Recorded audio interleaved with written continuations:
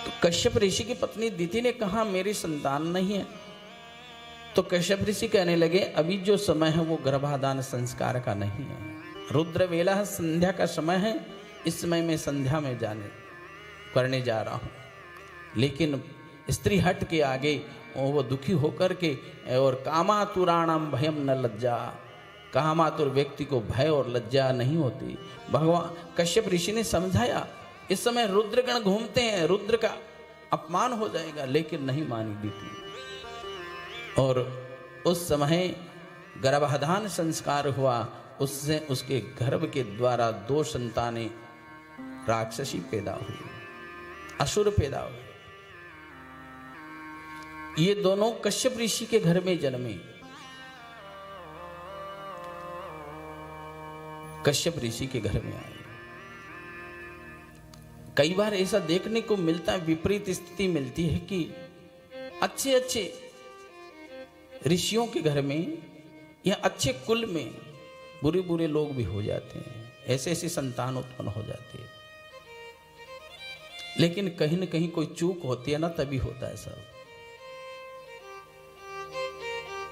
लेकिन कश्यप और ये जो हिरण्याक्ष था, ये कौन थे? ये वैसे तो सनकादि ऋषियों के श्राप के द्वारा उनको असुर योनि मिली। सनकादि ऋषि एक बार भगवान का दर्शन करने के लिए वैकुंठ गए।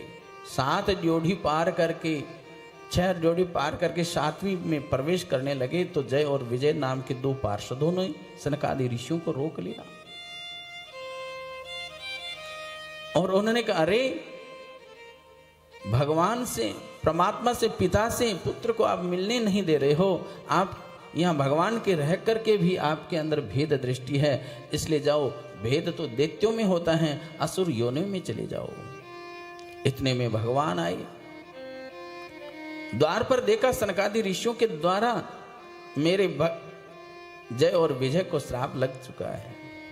भगवान ने सनकादि ऋषियों का क्रोध शांत किया और भगवान और सनकादि ऋषि एक दूसरे से हाथ जोड़ के प्रार्थना करने लगे। भगवान ब्राह्मणों की बड़ाई कर रहे हैं और सनकादि ऋषि भगवान की बड़ाई कर रहे हैं। भगवान ने कहा देखो, जो भी है इनको श्राप लगा है तो मेरी ही लीला है इसमें, लेकिन अब जय और विजय ने क्षमा मांगी सनकादि ऋषियों से कि हमसे बड़ी भूल हो गई, हमने आपको रोका, असुर योनि में जाना पड़ेगा। सनकादि ऋषियों ने कहा जाना ही नहीं पड़ेगा, जब तक आपकी भेद दृष्टि मिटेगी नहीं तब तक आपका जन्म होता रहेगा, 7 जन्म लेने पड़ेंगे। सनकादि ऋषियों ने कहा कोई ऐसा उपाय, जय विजय ने कहा सनकादि ऋषियों से कि ऐसा कोई उपाय है कि हम जल्दी से वापस वैकुंठ के पार्षद बन जाएं? तो का एक उपाय है, प्रेम से भगवान का स्मरण करोगे तो 7 जन्म लगेंगे और क्रोध से भगवान का द्वेष भाव से स्मरण करोगे तो 3 जन्म में भगवान के वैकुंठ की प्राप्ति हो जाएगी। ऐसी विचित्र घटना सुनी। अरे प्रेम करने वाले को 7 जन्म और द्वेष करने वाले को 3 ही जन्म। कहाँ, कैसे?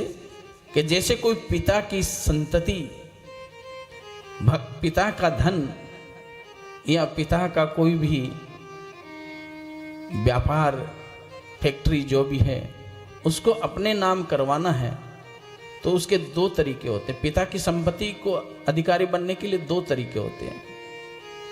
या तो पिताजी जब तक पूरी आयु लेकर के चले न जाए तब तक वो संपत्ति नहीं मिलेगी, भाइयों में बंटवारा नहीं होगा, या पिताजी से लड़ झगड़ करके उस संपत्ति को लिया जा सकता है। 2 ही उपाय हैं। जल्दी लेनी है तो पिताजी के साथ लड़ाई झगड़ा करके, उसी प्रकार जय और विजय की तो द्वैत बुद्धि हो गई थी ना, भेद बुद्धि हो गई। उन्होंने सोचा कैसे भी हो हमें तो जल्दी आना है। वो बोले 3 जन्म। भगवान ने कहा मैं भी 4 अवतार लूंगा और 3 जन्म जय और विजय के हुए। पहला हिरण्याक्ष और हिरण्यकश्यप, दूसरा रावण और कुंभकर्ण, तीसरा शिशुपाल और दंतवक्त्र। और भगवान के 4 अवतार हुए। हिरण्याक्ष का वध करने के लिए भगवान ने वराह अवतार लिया। दूसरा अवतार नरसिंह अवतार लेकर के हिरण्यकश्यप का वध किया। रावण और कुंभकर्ण के लिए भगवान ने राम अवतार लिया। शिशुपाल और दंतवक्त्र के लिए भगवान श्री कृष्ण का अवतार हुआ।